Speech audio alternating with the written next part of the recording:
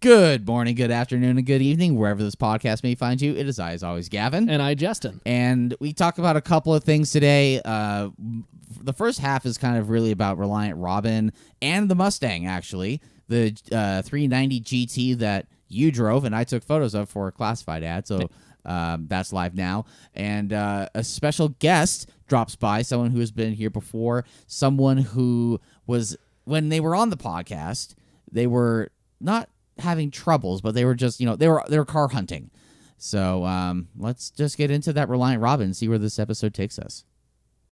Welcome to the shit show, everybody. Oh my goodness. I just came from Park City and I took the scenic route. I was taking some headshots from my mom, who's going to be on a panel. Nice. Which will be cool.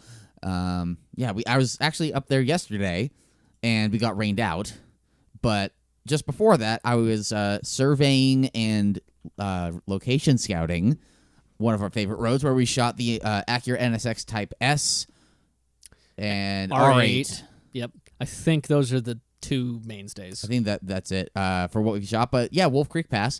I had a solid 12 minutes of foot down on the way back. It was lovely. It was almost my own racetrack, really. There wasn't anyone going the other way. Like, so perfect. Until I caught a ram.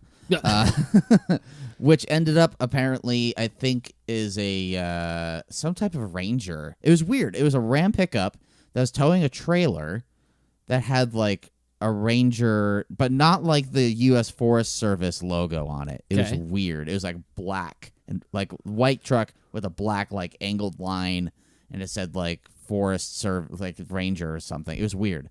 Huh? So maybe just like same division, different squad kind of thing. And I don't know. I blitzed past him going up, Yeah. and he didn't catch, and he didn't try anything. And then on the way back, which would have been like 45 minutes later, probably, I caught back up to him. Yeah. But I did all the way from. I didn't just go to the top and come back. I like went up to our little overlook that we like to do beauty shots at, and then drove. And I was gonna stop at the top, but there was nowhere to pull over because of the snow. Gotcha. There's that much snow up there still. The road was like cleared of snow. Mm-hmm. It was dusty, but I could only tell it was dusty because when I was doing like 90 back, I could see like the rooster tail of dust going behind me. I'm like, all right, cool. So give this another month. Yeah. Or so. At least I prefer dust to like actual rock slides. Oh, well, yeah. Which is what East Canyon has a lot of problem with. It does. That road isn't open yet, but I was going around Google Maps, and I don't know if UDOT, has posted or given information to Google and not to their own website yet. I would believe that. Yeah. But it said expected opening of June 16th. Okay. Well, for East Canyon, Cascade, and Monty? We'll have to see. Because I know that Monty, from the last time I looked at the pictures, seems to be mostly clear to this point. Yeah, because there's two cameras, one that's at the gate and like one that's at another overlook. That's kind of more or less at the peak of it. I'm going on Google Maps right now to zoom in and see. And I think the top of East, the last time I look at it, it's been cleared for like a week as well. Like it had some residual snow. It did, up until about a week ago, but that seems to be gone too. So we're improving. It just says closed winters now. Hold on. Maybe if I swap accounts? Possibly. I was just, like I mentioned to you in text, I was kind of surprised it parsed that information at all because even Utah itself doesn't really actively release that information much because it's kind of just like it opens when it opens. Right. And I wish that, similar to what we talked about last time on the podcast. Another road opened. State Route 148 Cedar Breaks. Where's that at? I don't know. State Route 148. 148 Cedar Breaks National Mall. Oh, Bryan Head. That's down south. If it goes to Cedar Breaks Monument. Yeah. It's down at Bryan Head. Yeah. So is that a fun road? Don't know. No clue. Never been. 148. We're doing this live on air. It does look pretty cool. I went to Street View, and even though it is further down south than us, of course, it's still high enough up that it's got the pine trees, and it clearly is a road that has elevation. It is very much Utah. Yes. For sure. Oh, that's interesting. There's since I can send you an actual link that takes you to the exact even angle Yep. of Google Street View, this looks like this would be up Monty. Okay. Or something that could be like in northern Utah. Like there's like this big grove. Yep. That's interesting. I pulled up almost that exact same photo, but yeah, it doesn't look like it would be about 30 minutes from Cedar City. Oh, I mean, it's like right there. Yeah. It's right next to Cedar City. Yeah, it's really close. But if only we had a little more time, that would be a really cool road to go visit. But it would be something that I'd like to explore. Yeah. And just take on my own time and go like, okay, this is another road that I can check off my list. Yeah. Because there's a couple roads around there. There's also Cedar Canyon, which seems to have a decent amount of squiggles leading up to the 148 coming in from the south. Wait, I went back up to East Canyon to try to find out what I was actually looking for, and I didn't find it, but now I'm going back down south. Which road are you talking about? What number? The 14. 14. I've probably seen this. Also, there's a 153. That's got to be dirt. It is not dirt. Oh, really? Interesting. Because there are some squiggles. Interesting. I just found a new road.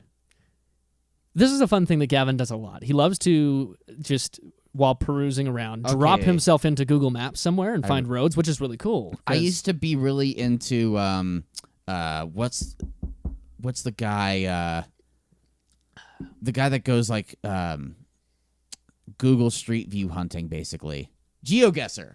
Oh, yep. I've heard of him. I used to be into GeoGuessr like a couple of years ago, and well, and I've heard some of the people that'll actually play like the more or less game GeoGuessr. IRL. Mm-hmm.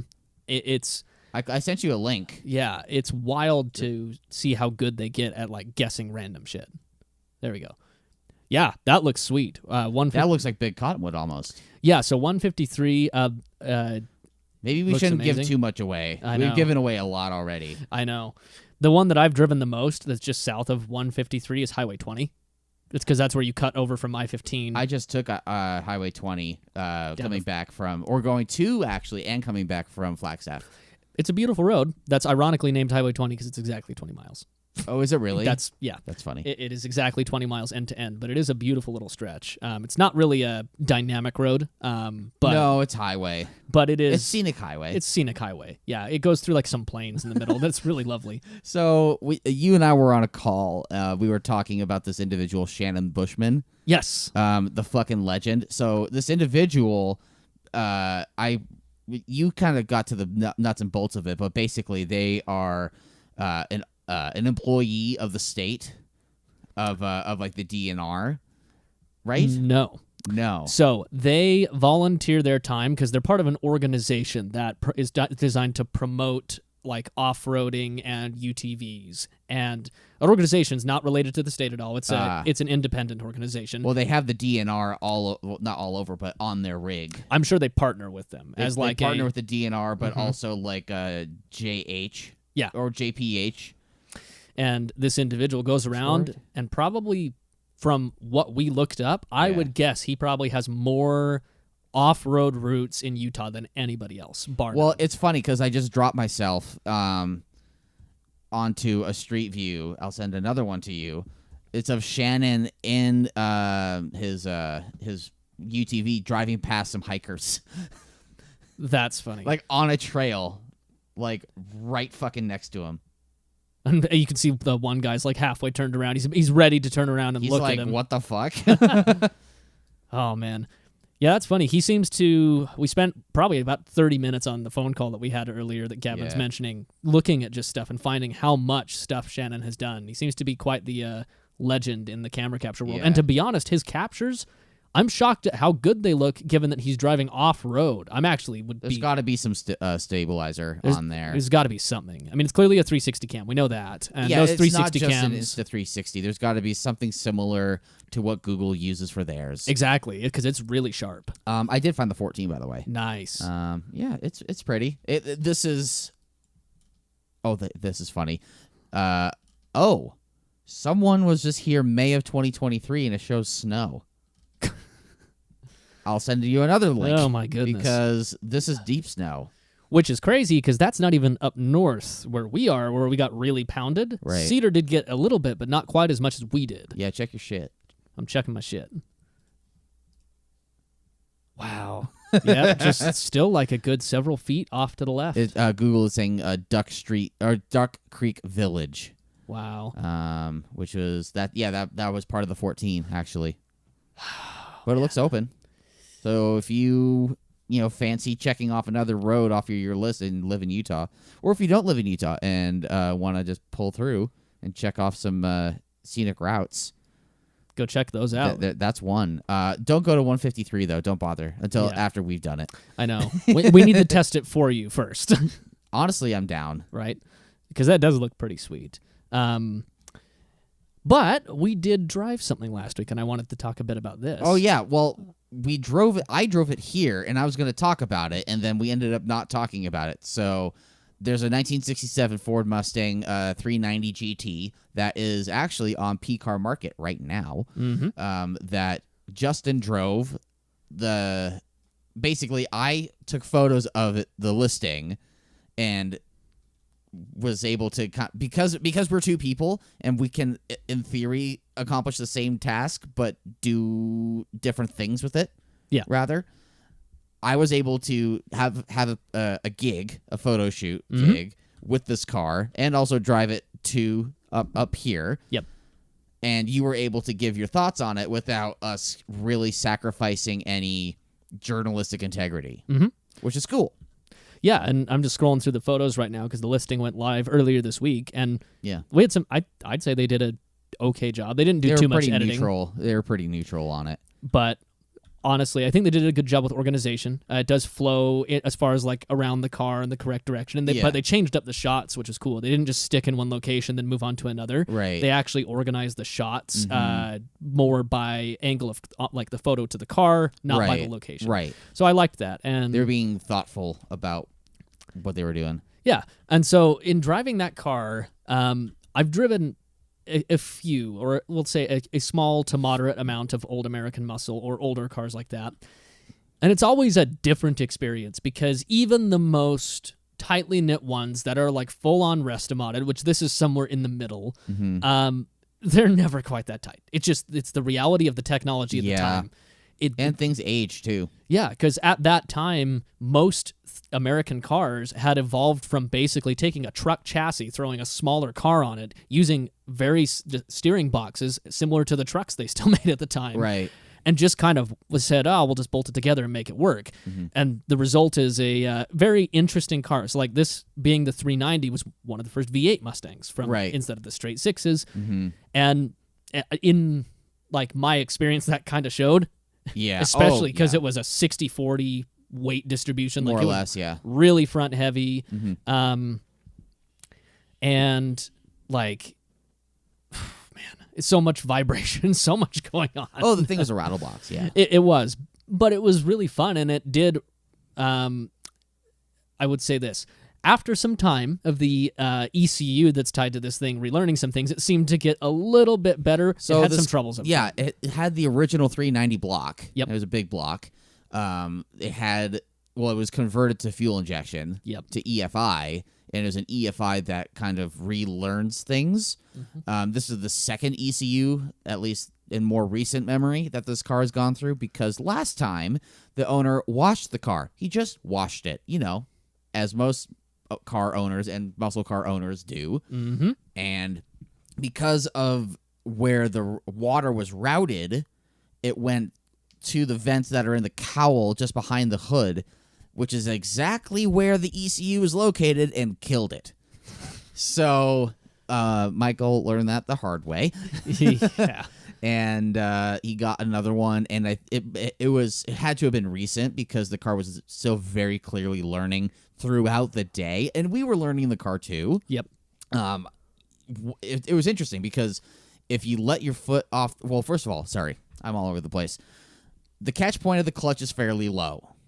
If you come up a little too quickly without giving enough throttle, like in most manual cars, it'll die. But in most modern cars, and my car in particular, you can stab the clutch again and lift off throttle, and you can save it. Yep. There is none of that happening with this Mustang.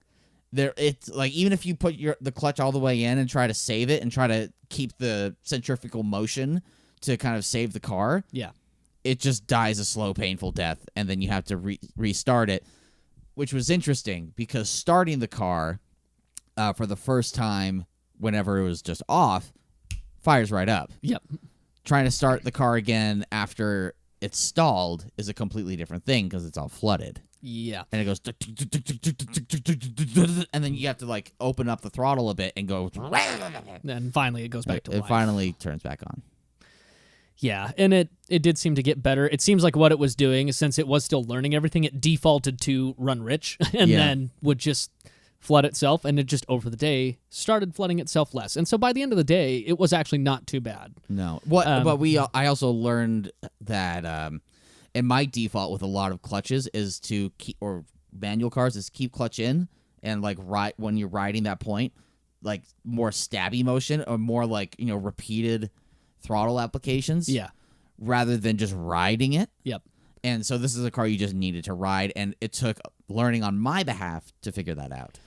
Yeah, I kind of ended up defaulting to more or less similar to what I would do with driving semis, which was more just like pushing it in a little bit and letting clutch out at the same time. Right. Just for smoothness sake. But it was fun, though, and it moved pretty good. Ironically, I think, despite the rattles and the noise and the vibrations, like looking out, if you just ignored all that, it honestly hid speed relatively well. If you could like tame some of the stuff, it could actually be like kind of a nice place. If you could tighten some things up a bit, namely the ashtray. That was the ashtray was louder than the engine, I swear. The ashtray was making itself verbally known. It was having a solo every single time you started the car. It was like the saxophone solo that somebody turned the mixer dial up to 11 constantly. Yeah, Shine On You Crazy Diamond. Yep, just that one. Crank way up. That being said, though, it was fun. We got stuck in a billion bugs because we were trying to do. I still have bug bites. This is over a week ago, and I still like. My girlfriend was even like scratching like the back of my head. Yep. And she's like, "Oh my god!" And I'm like, "Yeah, I know." It's like right on the hairline. I've got a couple of them still on my arm too. I had like 3 right here that were in like a triangle. I had that happen here on my right arm. I still have some individual ones. They're starting to go away, and it was a week ago. So. Yeah, they're almost gone. Yeah, but. Yeah, that was kind of a wild ride, but that's one hopefully will be in our kind of next batch of smaller videos that we'll be releasing. Yeah. Because it'll be just in that batch of 4. We already have 4 filmed. Now we just need to go through and edit them. We got to edit them, namely the Reliant Robin. Yes. So that'll be cool to get out. Yeah, and from what it seems like, we'll have to see how we both feel after we watch some of the changes that I did.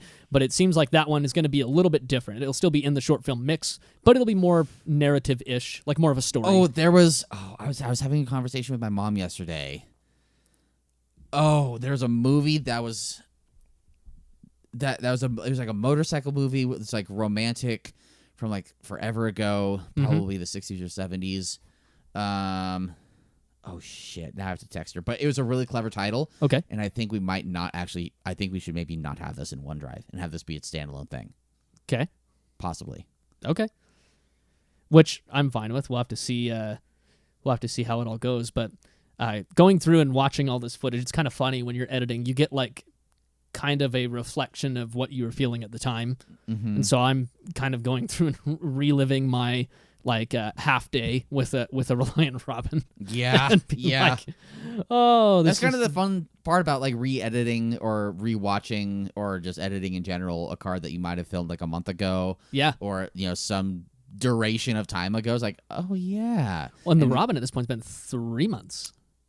Yeah, it's June. Yeah. We did that in March? We did it in March. Okay. Yeah. So it's been a minute. Long enough for me to have like forgotten a lot of the little things that I said or did in there.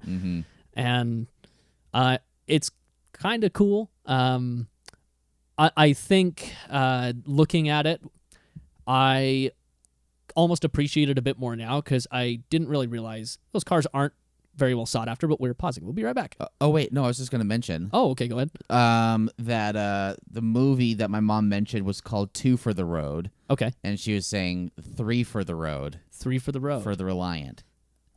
I like it. I like that. I like that too. Shout out to my mom. That's a fantastic name. Yeah. But kind of oh shoot, where was I at?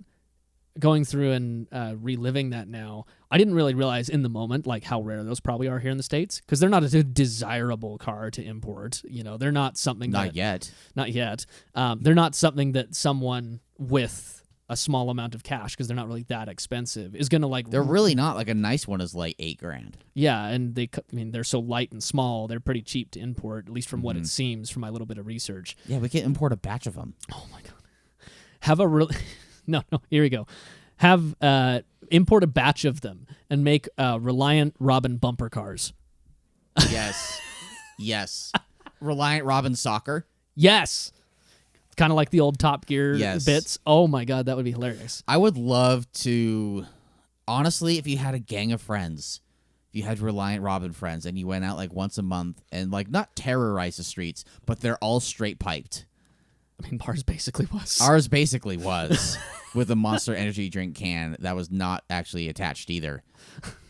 So it was relatively loud, all things But considered. if you had like 10 of them and you were just like to drive through like State Street or Main Street in Salt Lake, you would shut down everything. that'd be amazing. It would be hilarious. Like, you would have to have no cameras facing the people driving the cars. You'd have to have every angle facing. I'm not talking about capturing on video. I'm just saying, like, as a hobby, this is what you do with your spare time.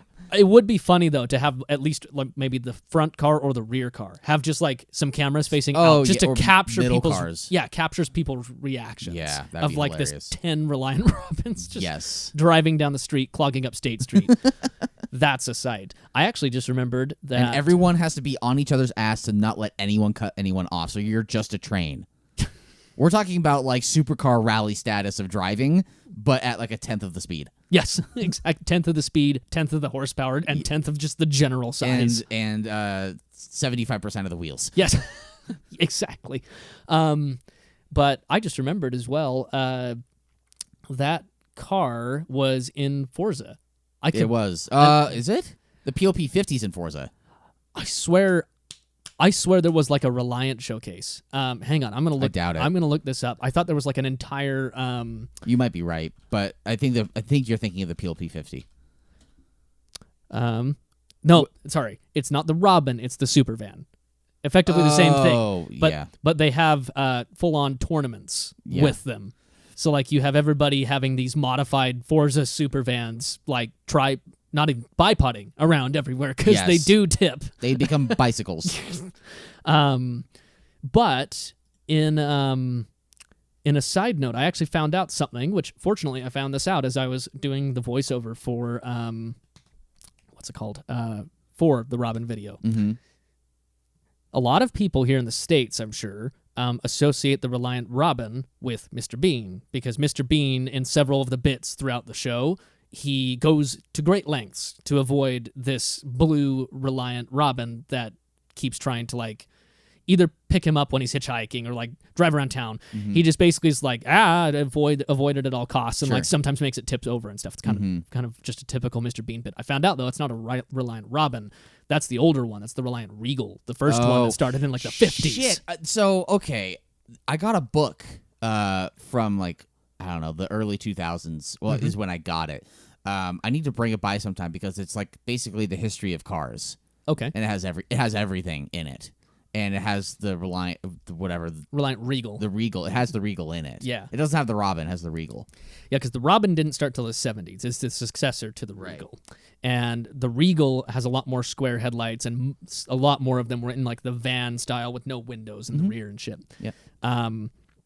But I'm glad I found that out, because I'm not surprised something like that didn't cross the pond. Everybody over here just knows the Reliant Robin from Silly Little Things or Tall Like Tales. Top Gear.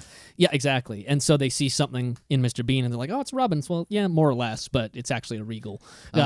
Same diff. Also, Reliant Robin Top Gear episode. I want to see how many views this has. It was like 30 million. It was a lot. Yeah, it's 30 million. Yeah, because I actually had to go pull that because I, pulled it. So probably more people associate it now with Jeremy than anything else. Yes. Jeremy, or I even went through and watched the one which was after his little review, quote unquote, where the Stig rolled it too. Right. Yeah, but Because of course. I mean, it's not as iconic, but yes. Yeah, it is funny, and it's also funny to like know a little bit of the in-depth that like, yeah, that car was slightly modified, but also like, yeah, you're not wrong. That could pretty easily happen if you just. Well, apparently it did. I know. Apparently it did, and I'm curious to see the actual video of it doing it. Yeah. So we won't say who, but there was another outfit that reviewed the same car, not unless you want to say who. It's Donut Media. So they drove the same car we did. After we did. Like a couple months after we weren't sure like when it was happening, and because that's a car that doesn't. Well, first of all, I don't even know how well it can make it up East Canyon, but it doesn't need East Canyon for it to be entertaining, and it's why we did the bit of having Justin run errands for me. Yep. While I was behind the camera. And so they took it out, and keep in mind, even when we drove it, the owner was like, hey, listen, if you tip it or you roll it, all I ask is you get it on film. Right. Because that's kind of part of this car. It's gonna happen. And he's taken this thing to autocross and competed in autocross and hasn't tipped it, and it took fucking James Pumphrey apparently to tip it over. This is gonna sound kind of rude, and I don't mean it that way, but I do wonder if he tipped to the right, because he's larger than either of us. So I wonder if Kenny. And so is Kenny. So I wonder if either of them, whoever was driving, had enough ballast weight Probably. to just offset it just Probably. enough. Because the car only weighs 900 pounds, and when you weigh probably somewhere around 200 or whatever they weigh, they are effectively a quarter of the weight of the car at that point. Right. Right. Like, it doesn't take much. If you weigh a couple bills. Yeah, and also if they weren't paying attention to Kenny's ballast rocks in the rear, if they also had rolled to the right, or if they had, who knows? We haven't seen the video yet, but this might have been a bit that they had planned. Yeah, maybe I could see it. I haven't heard either way from Kenny. Yeah, and as we mentioned earlier, we're curious when their video may come out, because we're gonna attempt to beat them to the punch, and I think we might be able to. Yeah, but. They, in the same post that they had the Robin, they filmed several other cars here in Utah, and one of those videos has already gone live. Right. So who knows? Matt's Off-Road Recovery, which is fairly well known. Yeah. There was also a black E30 that was in this post. And I haven't seen. Apparently, they bought it. Oh. Apparently, it's like an S52 swapped E30. I want to say. Which. That's lovely. That's amazing. That sounds fantastic. Because if there's any problem with the E30, it's simply that it doesn't have enough power. I've never driven one. It has the wrong engine. I mean, I've heard of people saying they prefer the 325 IS. Yeah. Because it actually has a 6-cylinder. Yeah, exactly. Whereas the 4-cylinder in there is cool. Like, it's a cool piece of tech for what it is, but it's not very fast. It's you don't have a lot of. It doesn't sound good. It doesn't sound good. You don't have a lot of give from it. So it would have been better if they took legitimately the straight 6 from the M1 and just like they did with the M5 and drop it into the M3. Oh, there was they had a Sherp as well. There's a Sherp. There was Matt's Off-Road Recovery. There was this M3. And oh well, hello. We have a guest joining us. Go ahead and... Greetings. Is his mic hot? It should be. Go ahead and sit down and talk into that. Let me make sure. Introduce yourself, stranger. Hi, it's Coulter again. Little hey! closer. Little closer to the mic. Oh, yep, here I'm back. I'm Coulter. Hi. Coulter has been here before. Yes. Coulter acquired a thing, and we waited until this moment to have this kind of reveal. So run the people through what you were looking for, and then maybe give some hints of what the car actually that you ended up with has. Yeah, totally. So I had been looking for a car that, was still unique, was fun, and that I enjoyed. Yeah. And so you have a G35. Yes. So I had that, and I had, a lot of things were happening to it. And then I had an Audi S4. Sounded lovely. Yes. Especially with machine gun fire. Yes, 100%. I've actually dodged a bullet. I've shared pictures with Justin of what happened. The rear caliper broke off. What? While he was driving. How shortly after? It was a few months. Okay. It wasn't like right after, right. But it was a lot sooner. So what happened? So why did it... Well, so the kit we put on his car was not meant to go on there. It was a Brembo upgrade. So it had to have a caliper adapter. It's from a Cayenne, right? Effectively, yeah. Yeah. And these caliper adapters are actually fairly common. Lots of cars, even race cars, use these to fit different types of brakes. That caliper adapter that adapts to the factory mount point is what snapped. Mm-hmm. Oh, no. Even more funny, the individual that sold this kit to Coulter is no longer in business. Yeah. Oh, how convenient. I know. Well, who sold it or who made it? It's called Vosh Mods. Okay. And I'd never heard anyone having this issue, this specific issue. So I, did my research beforehand and no one had that issue. And then when he sent me, I actually saw a post on Facebook, on the B6 Facebook group. And that's when I first saw it. And then he sent me a message and or texted me and I was like, dude, what happened? What the fuck? And he was just driving. I don't know what type of driving. He didn't really say if it was spirited or. Well, I mean, I gave it some spirited driving and nothing happened.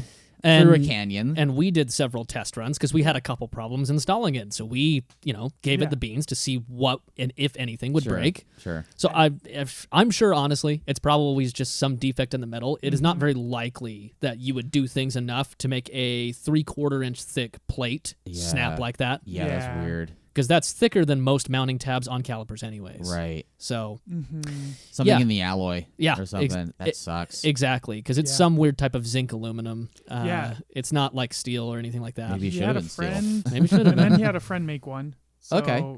He's up back in, I think. I don't know. Last time I heard is the clutch now just goes straight to the floor, doesn't return. Yikes. So, and this car was slave cylinder? Everything was what I could do. Everything, like the clutch was replaced before I got it. Me and Justin had done the brake upgrade. We made sure everything. We had the reaxles greased to make sure everything. So was I good. drove the car. On the photo shoot that you used to sell the car. Yes. And I mean, it drove fine.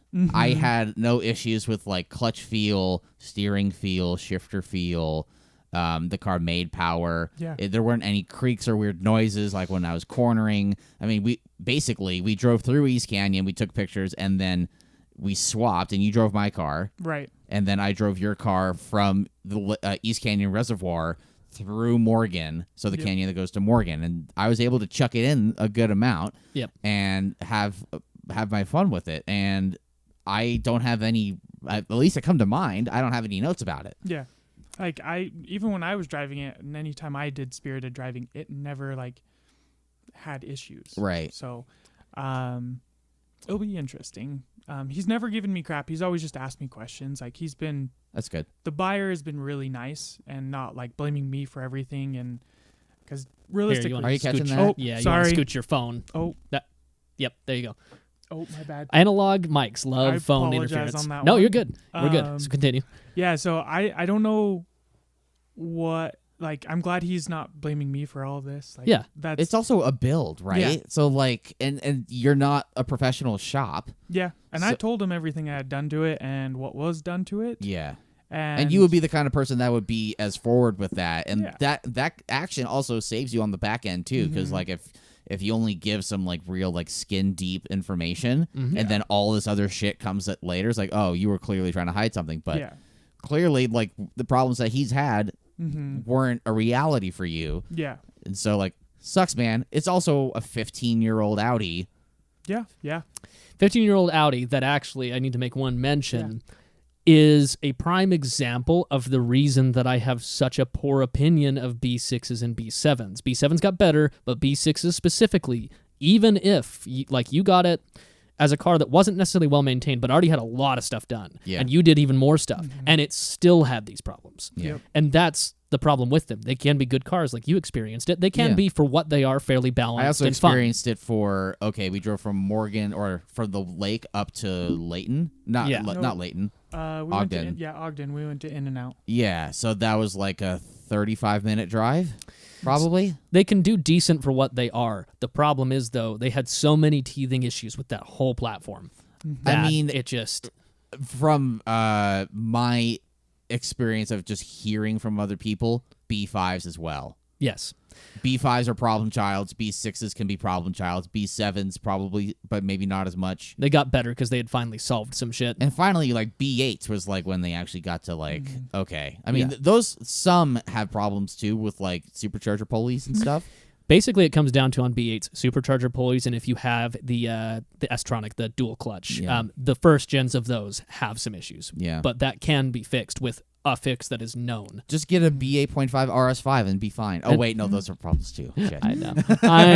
But either way, that was still first-gen SMG for Audi. Yeah. Ever since then, it seems to have been solved. Right. So, anyways, so you got rid of that Audi with the intention of getting something different. So what are some hints for your new car? Well, so what we kind of talked about, and Justin has seen it. Yeah, I'm aware. He knows. Okay. So you've been kind of the only I've been left in the person- dark, frankly. Yeah. Yes, because But you guys live closer together. I just come up here to do this. yeah, So you kind of like me, I guess, but why am I the bad guy?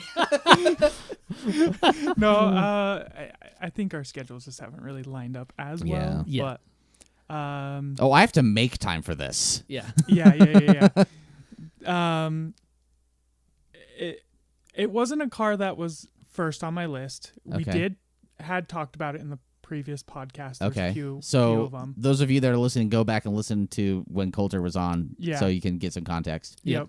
And I had been looking around, and every car that I was looking at either had a markup or a used one was the same exact price as a brand new one. Without markup. Yeah. Without markup. And so I, went to a few dealerships, called a few, and a bunch of them were, if it gets above like $5,000 in markups, like that's a little excessive. Like I don't believe in markups. I don't either. But neither does Justin. yeah, $5,000 is still a lot, but like when I was originally going to get the new Nissan Z, Right. I had my order in and got screwed over. Mhm. You can go listen to that.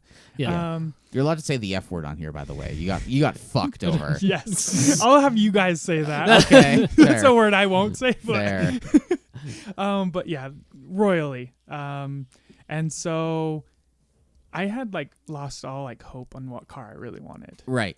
And so then in January, I had made my deposit on the car that That you actually got. Yes, I currently got, and it was only going to take 3 months to get instead of a few.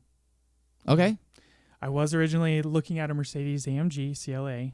Oh, sick. Okay. Was it the 43 or 45 or 35? 35. Gotcha. Okay. Yeah. And they were going to be, that would have been done faster, but there was going to still be like a $10,000 markup. Yeah, no. For a seal, Jesus. Yeah. Yeah. That's So- ridiculous. Dude, Prius Primes are like I know. hot right now. Yeah. And I was just like in awe, just like, and when I got this, I immediately, when I went into that dealership, I said, I will not be paying a markup. Yeah. And they're like, oh, good. We don't believe that here. And I'm like, What does that mean? so you're saying there's no markup at all? No, we're family owned. We don't believe that there should be markup on cars that, we want people to own these. Right. Like, and we don't want just the select few. And I was like, okay. I'm maybe liking what I'm this- hearing. And he just was like, super nice. Shout out to Josh. I'm not going to say what dealership Not yet. Yeah, Okay. yeah. Well, what country is this car from? Well, most of the parts are made here in the United States. What company or what country is the company Okay. from? Because my Japan. car's German and Mexican, I think. Yes. Japan. Japan. Okay. And it's a luxury car. Sure. Sure. Should we just have a reveal right now? and Yeah. so we can make this interesting. Okay, I'll click the pause button. We'll be back to you in 1 second. And we're back. And we're back. Yes, we are. So So what do you think? okay, so it's a TLX Type S. Yes. It is finished in a gorgeous, I like to call it blurple, but it's a super deep blue, kind of not unlike Ford Performance Blue. Mm-hmm. Yeah, it's a phenomenal car. I don't think you're really doing anything wrong there. What I will say, Yes. it's too bad Civic Type R's had markup. Yes. Yes. 100%. Because when you said Civic Type R for the first time, I got excited for you. Yes. Oh, 100%.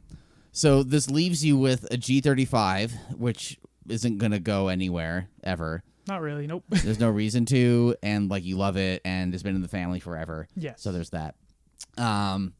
And then you have this TLX Type S that is sporty enough of a daily that you can like, okay, if you want to chuck it through some corners or, go around a right hand at an intersection or something, just chuck it. Like it'll totally do that just fine. But it can also, you could take that to, wherever you want a road trip right now, and it'll do it with full comfort, radar cruise, all the Apple CarPlay things, and just do everything for you. So yeah, no, it's been a big upgrade because I've never had like a new car. I've always had like either used cars or old, so just used cars, and this one's just been super exciting. I've done it twice, getting a brand new car, Yeah. but the second one was just my truck, so it's not really the same experience. But like Right. going from my S6 to my Stinger was around the same amount of like year gap, and Right. Yeah. almost the same type of car, going from an older German car into a newer Asian import. car. Yeah, Germans are imports. true. Yeah, I don't know but a why newer people Asian don't car. make that distinction. People say I know. I don't know. seems kind of racist to me, actually. Now that I think about it. Yeah. I probably All your imported jack crap. no, you're probably not wrong. That's probably where Yeah. it comes from. But either way, like it's a big upgrade because it's just like everything is decades newer. So one of the questions I had is like, what has been your favorite thing so far, and what's been your least favorite thing? Well, and also, I just said that it was a TLX Type S. I mean, you started to go into it when we were outside looking at the car, so Yeah. maybe also just start there. Yeah. So Walk us through it. when I wanted a car that was going to be mine. I didn't want someone else's because they were all going to be same price. So I had ordered it in January, and just a $500 deposit that would go towards my car, or if I didn't get it, it would be refundable, which I thought was nice. And then waited those 3 months, and it was about 4 months, I'd say. Okay. So I got it in April. Late April, and it was just like exciting. Like that car was built for me, and because they were only making, each dealership got like 1 or 2 a month that they would be making, and so that's why it was so hard. But I also was like, cool, it's gonna be more unique to something that I like, and everyone asked me like, is that an Acura? And I'm like, yeah, like they've. As I said outside, was it got younger.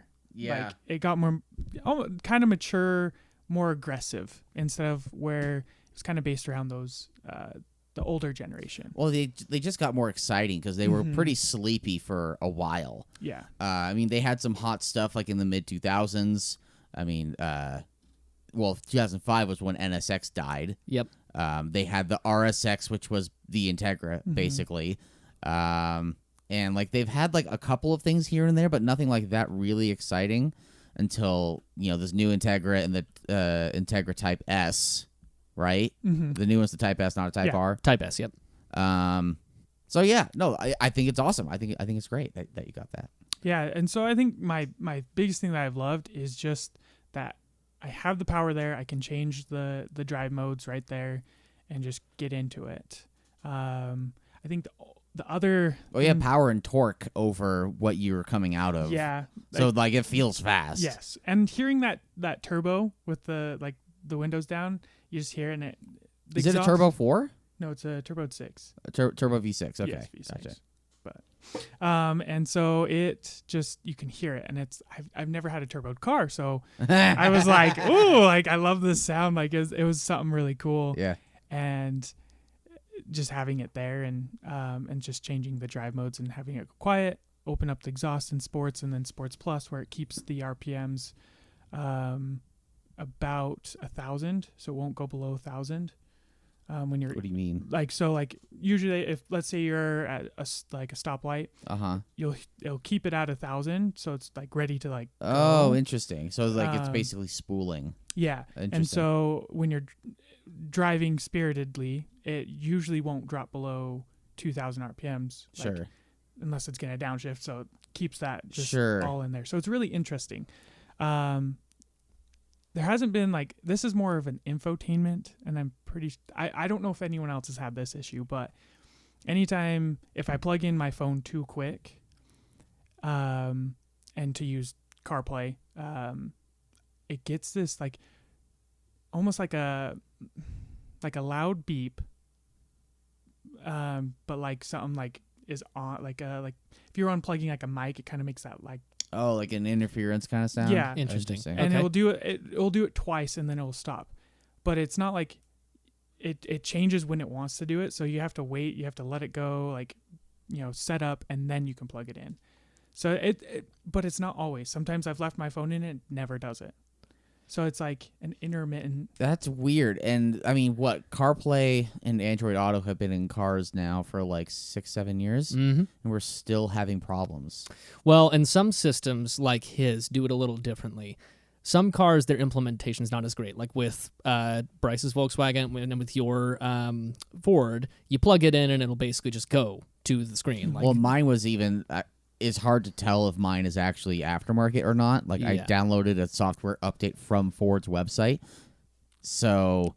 But it was still like, okay, I did that in 2022, and the car is a 2016. yeah. So But like what I'm saying is when you plug it in, it'll just kind of default to going to the Android Auto Yes. screen. correct. His and a lot of others don't do that. Why?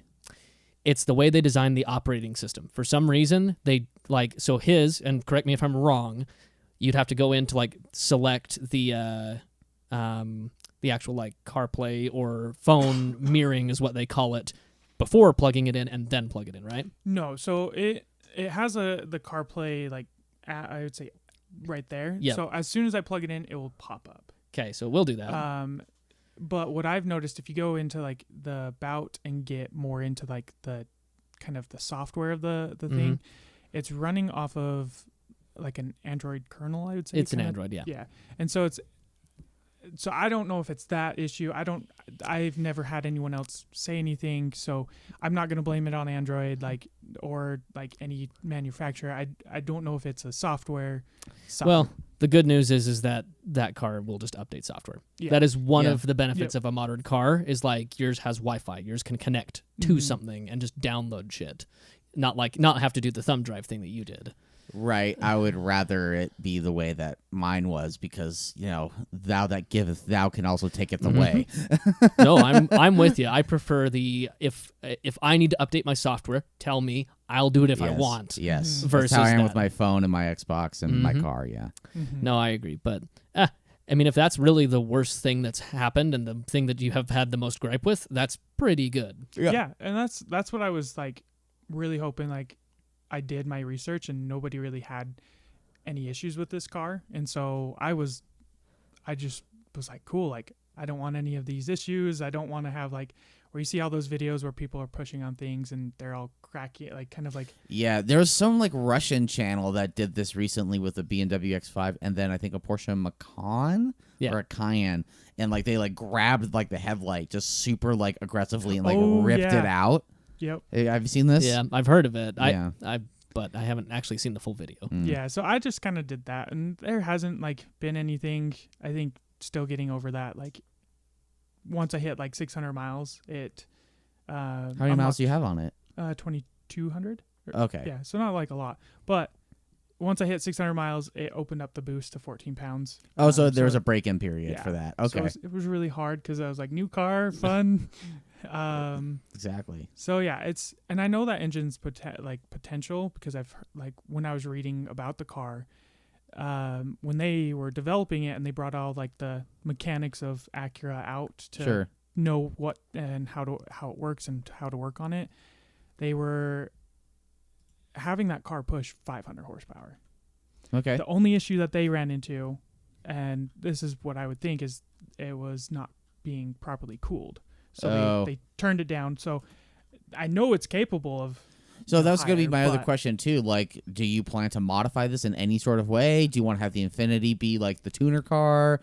Like what? Like where does this stack? Because to me, at least, you have not two of the same car, but two cars that are granted a decade and a half apart. Yeah. But that also when new competing in a very similar field. So you have the old one that will always stay around, all that. Oh, yeah. Then you have the new one. Do you plan? And you also mentioned turbo noises. Like, Yeah. do you want to like do downpipes? Do you want to do intake or exhaust? And like really hear like a chirp noise with that? Like what's your plan? Yeah. So obviously I want to keep my warranty. And that was the one thing I asked them, like, as long as I don't touch anything with like the ECU, the engine, or I want to say the catalytic converters, like anything up to that point. So you like, can do a catback. Yeah. So I wanted to do, it's called PRL, their intercooler, and it's a much bigger intercooler. It would PRL. yeah. Interesting. Is that another company? Yeah, so it's an aftermarket, but they do like basically they have all like Honda stuff, like bigger turbos, and then they have like manufacturing. Like I could get the door stills from them that light up that are from manufacturer. Cool. So that I wouldn't necessarily like change too much because I like my valved exhaust. I don't need it loud all the time. That was Yeah, but I'm sure it's a quiet car though. it is a quiet car. So like if you did, kind of like with your Audi actually, like when your exhaust was like turned down and like quiet, the car was quiet. Yeah. And when you want it to be loud, it could be You loud. just step on it. Yeah. I'm sure that there's also an aftermarket valved exhaust that you could do. Yeah, right now it's so new that there's not a lot of people that have created like it's only like downpipes that people are doing right now. Right. And it's like really annoying because I'm like I wouldn't mind a louder exhaust, Sure. but I don't like everywhere they're either back ordered or there's not like a good brand. This actually reminds me of a similar situation that Jaden has been in, where like the only people to really make products for Mazda 6 turbos is Cork Sport. Yep. And like they're like, we'll get around to it when we get around to it. I think what happens is when you have either something like the Mazda, where it's not technically like their performance brand anymore because it's not a Mazda Speed anymore, and with yours, where yes, it is a Type S, so it is a special performance variant of the car, but there's just not that many. But it's not like an internal skunk works like a Type R or No. an AMG or an Right. M or anything like that. But it becomes difficult for some of those aftermarket companies to make too many of like the extra parts, because they're Right. looking at it like we can only, if there's only 2,000 of these TLX Type S's, we can only guarantee we could probably sell 50 exhausts or Yeah. whatever. Right. So it becomes very cost ineffective, and that sucks because then you want to do something, but there's limited you could do. Well, you just have to go custom at that point, Yeah. Yeah, which is way more money. and one thing I thought is interesting about his is since it's based on an Accord, it's a transverse engine setup up front, Yeah. with then the super handling all-wheel drive. But I do find it interesting, and let's bring this up, that it's big single turbo Yeah. versus twin. Right. It's always an interesting choice. Or where would they put the other one? Well, that's the thing. That's packaging. This is what makes sense. If they were going to do twins, they'd do them down either in Valley, but Honda doesn't have a motor that does in Valley, or they would do them like lower down, like some others have If done. they had a hot V, this would be starting $80,000 car. Exactly. Probably. So I just find that decision interesting because not that many things have big single turbos with like larger engines anymore. Yeah, because the only like single turbo motor cars are, things that have, well, normally it comes down to automakers trying to be efficient. Yep. And, it through their downsizing. Granted, some of the automakers with downsizing have done, hot Vs, like, when BMW went from the V10 down to a V8 in like the M5 and 6. Or with the AMG cars going from a 6.2 liter down to a 4 liter, that was a hot V. Yep. But it's really like hot hatches and cars that aren't like motorsports driven that are trying to be efficient and be really small engines. Yeah, and generally for efficiency purposes, that the reason why most V6s are, if they're turboed, are twin turboed is for efficiency. Same thing. You have two smaller turbos, spool quicker, etc. So That's true. this makes sense for packaging, especially being it is transverse. If it was longitudinal, I could imagine they probably would have done twins because it's just super easy to do. Well, it's at that also point. 2 banks. Yep. Mm-hmm. And so, I mean, single turbo cars are generally on single bank cars. no, this is still a standard V6. I know. I but said yeah, generally. generally, yeah. And so with this, they have to do what. So the Saab 9.3 and Turbo X and stuff is all exactly like this. They bring both banks up, meet them, and then Right. shoot it out the back. Right. It's just not something. Basically, what I'm getting at is it's not something I've seen in a car in the last like 5 years. Right. Mhm. Right. So it's just a little different. Also, I mean, is that the turbo right there? Yeah. Yes. So it's Okay. so Quick swap that's turbo. what I'm saying. Is like there's the Just like Judd's car. Yeah. Mhm. Well, but that's what I was getting at. Another thing is that this does provide some cool opportunities if you were going to do other things with this car in the future. Once it's out of Yeah. warranty, people will just use V-bands and make quick swap turbos. Yeah. I've heard the term forever car thrown around quite a bit, and very rarely, if at all, has it stuck. I know that the G is your forever car for sure, and it actually is. I mean, would you keep this car past its warranty period and keep it because this is a purchase, not a lease? Mm-hmm. So, I mean, is this something that you want to like stay in, or I mean, granted, you just got this 2 months ago, so like, who the fuck knows? Yeah. But yeah, I mean, my question to you is this something that you want to stay in for a long time? Not that you could see yourself getting bored with it, but like, you know, maybe would you modify it to then just keep it for a longer time to keep you entertained? Would you want to go for something like a GR or I say GR Yaris, but GR Corolla? You know, like when the heat has died down and you want to have your own more spicy car, like, you know, what are your thoughts on that? So that was kind of like one of my big things that when I was looking at a car, I wanted to be able to keep it for a while, like kind of the G. Like, sure, I've kept that. It's been in the family. It's done really well. Yeah. And this could be your G that you hand to my somebody G, else. and, yeah, when I have kids. Whenever that happens. Yeah. So, Coulter, when are you having kids? I don't know yet, you know. Pressure. Yeah. Got to get married first. Well, so. welcome to Utah. But I would modify it after the warranty. I just don't know what besides the intercooler when I'm on the warranty. Like, there's not. I haven't thought that far ahead to think of modification after. But keeping it was, I wanted to be like, you know, that 15, 20-year car. That Wow. Okay. Cool. So not forever necessarily, but I mean, good portion. That's a long fucking time. Yeah. Yeah, exactly. And I mean, from a modification standpoint, it looks like a turbo and some basic bolt-ons would be pretty easy. Yes. Yeah. 100%. But what was interesting is they also did a special model, the PMC edition, Okay. which is built in the same factory as the NSX. Okay. I just wish they would I would have gone for that if they gave it more power. What's the difference? Yeah. What's the So difference? it's handmade. Okay. Handmade in quotation. Whatever handmade Yeah. by Acura means, but okay. So they basically it's machine and person right next to each other. It's all like they do all their rigorous testing that the same as the NSX went through. Okay. So they first announced these 3 colors, which I like that blue, and honestly, I like the blue and the red. The white, seeing that in person with the black roof and like it looks gorgeous. Did it sparkle? Yes, it is. It is one of my like. There was a blue one here in Utah. We haven't gotten. They didn't get a red one, but they're all limited to I think 100 of each. So what, aside from being hand built, makes them special? They're numbered. No, but the car itself. Oh. Like what else? Like from there, like there's not much difference between that. Like there aren't any other like, you know, carbon trim bits yes, you do get carbon fiber interior, but like, that's still an option. That seems kind of womp womp. Like, how much are they charging for this? It was like I think it was 5,000 to 10,000 more. But that's where I was like, okay.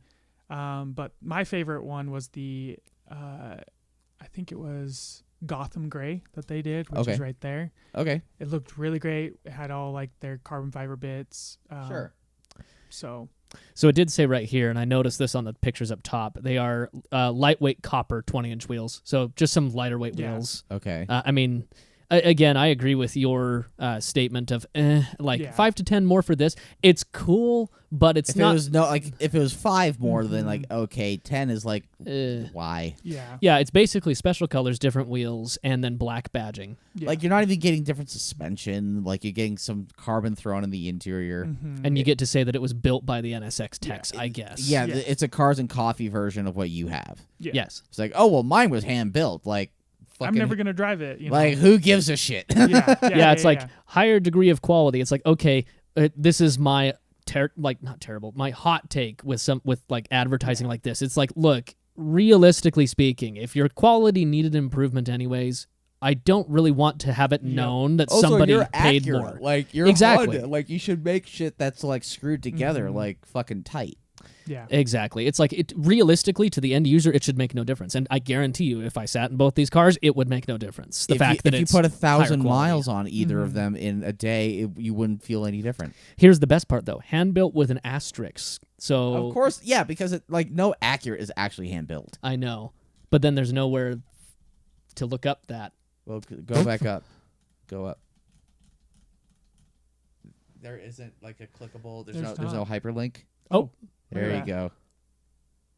made in USA.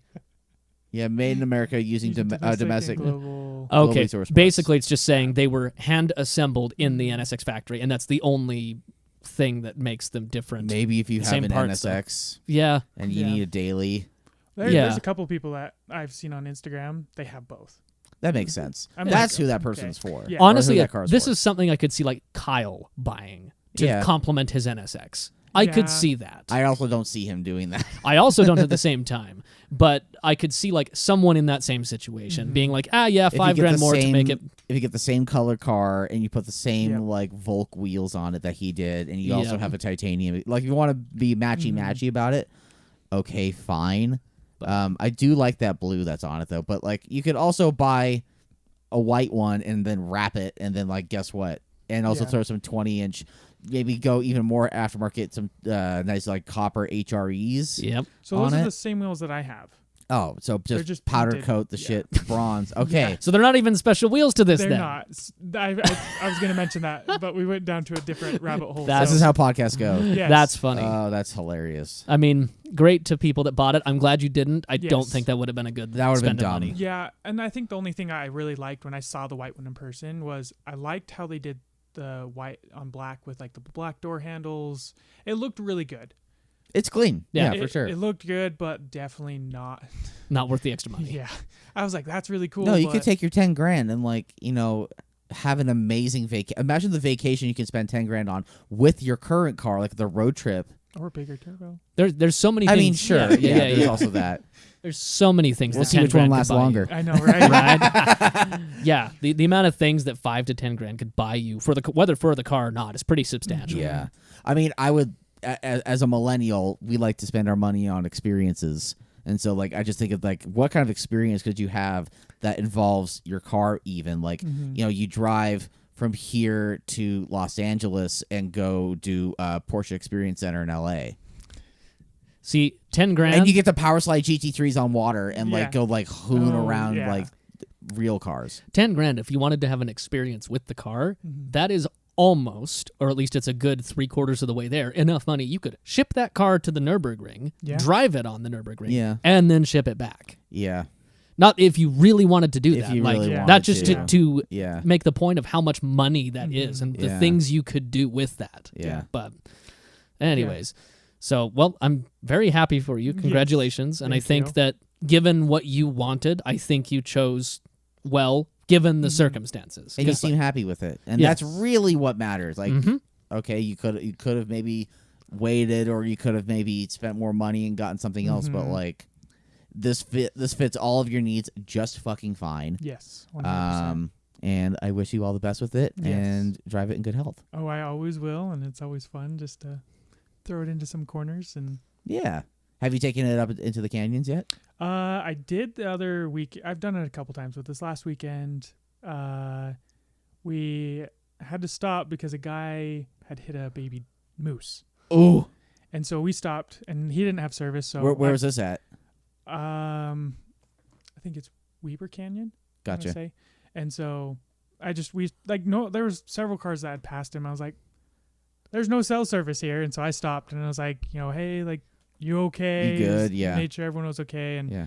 they, I guess like a couple minutes before, had to put the moose out of its misery. I Yeah. don't know how. I didn't ask. Didn't care. Probably vault a gun, but yeah. Yeah. But, I took him in the car and drove him, and he was a great guy, but it's handled those corners really well. Good. Up there. It's my girlfriend, she loves it, and she's like, she just giggles at when That's good. go around Nice. a turn, and you're just like, she's like, oh, like this is so much fun, and I'm just like, That's I'm good. glad you're enjoying this because I know you trust my driving, so Because if you weren't, we'd be having a bad time right now. Yes. I know. Yeah. I'd just be music up and just go. Yeah. Hell yeah. Well, Cars and Coffee. You should bring it up to Park City Cars and Coffee. It's every third Sunday of the month. Cool. So You Yeah. definitely you're should. welcome. Yeah. Oh. So going back on the Audi, I know we were talking about this earlier, but so you remember the mounting plates that we did on the rear, Yes. how they didn't line up? Mm-hmm. So he actually had, when he had those remade, he had those like properly placed. Okay. And I was like, it was easier for him to do that when, Bosch Mods could have done that and send it with the right kit. The TLDR is that the mounting Yeah. kit that he bought had to be modified because his car was a 1 year only that had a slightly different rear knuckle. So instead of adjusting his schematic and shipping the correct one for Coulter's Mhm. car, it was, oh no, get out the grinder Yep. Hmm. and yeah. and grind off some of your upright. Yeah. That's fairly common with mods like this. I had to do it for Carson's S6 as That's well, frustrating though. but it's frustrating. Yeah. Yeah. Hmm. Anyways, that's funny that his custom quick fix to fix that shit I was know. just Yeah. fixed it. When we were talking to him on Instagram, that's where I was like, oh my gosh. Me and Justin were just like, we wanted just to, The guy Yeah. went out of business for a reason. yes. It's not that he was 100%. rude. He was nice, but like he didn't have any business trying to do what he was doing. Mhm. Unfortunate. Yeah. Yep. So, 100%. anyways, Is there anything else that you wanted to discuss or get into for today? not really. Just I'm just glad that this little meetup happened and we Yeah. got to kind of do this more or less Yes. live on air. Yeah, no kidding. Yes. Thank you everyone for listening. I still need to we need to make our own ads for merch because no one buys our fucking merch Yeah. except for Vinny Meyer. Shout out Vinny Meyer Awesome, dude. and James K. Mm-hmm. Who you and I are now Facebook friends with. I know. It's funny. Hey, all I'm asking is for dad hats. Dad hats. Talking about trucker hats is what Yeah, he's talking trucker about. hats. Oh well, dad hats are something different. Okay, but well, trucker hats, whatever, you want to do a dad hat? You want to do a trucker hat? No, I'm asking. Do you want to do a trucker hat? I mean, those sold out like the only thing that has sold out. So Well, those were curved baseball caps. yes. Yeah. We're talking about 3 different things right now. Okay. No, sorry. I'm not talking about the vented trucker hat. I'm Yeah, talking about the baseball is caps. Is that what you're Yeah. talking about? Yes, baseball caps or vented. Like Okay. because I love how durable they are. Holy crap! Like when Interesting. You must have gotten a good one because I had, I think, the proto, Yes. the beta version, and it, Wasn't great. yeah, I need to buy Like another I went one. up to Bear Lake, it got wet and it went through the sand. Like it handled Dope. like a dream. So like Good to hear. That is good to hear. I think I need to buy another one because of just presenting my own brand. Need to present it in its best image, and my hat is just not that. Not at so, this point. Not right now. But yeah, go buy our merch. By the time you're hearing this, I'm going to be putting together my 2 watch reviews that I just did. I had Coulter. Are you into watches? I mean, I like them. You like them? I'm more of an Apple Watch guy. I can tell. Well, but you also work at Apple, so like Yeah. it makes sense. I had a Tudor Black Bay 58 Okay. for review. Do you know what that is? Not really. Okay. I'll just act like I do. Justin, can you pull this up real quick? Yes, I can. Here, Jamie, pull that up. Black Bay 58, blue. It's got to And- be blue. It is well. and blue. Ooh, that's pretty. So I got the one on bracelet. Okay, That one. that's beautiful. It fucking is, and I want one. So I reviewed that, and then I also reviewed Justin pull up Omega Seamaster No Time to Die. Ah. There we go. Had to Figure out how to type. than one on the mesh bracelet. Ooh. So this is made of titanium. Okay. But they actually are offering a. Interesting. That's actually a good bit off retail. I love that. I read that as cash money price for a second. The cash wire price for $800 off. I know. Exactly. Except, so Bob's Watches is offering one for $8,000. The one that I reviewed was MSRP is $9,500. So, but they do that because that watch is made of titanium, and it's super anti-magnetic, apparently. And this is a version of the watch that was in the James Bond No Time to Die that came out like 2 years ago. Okay. And so, like, you see that arrow hand, or not the hand, but the arrow that's on the dial. That's like a government issued sign.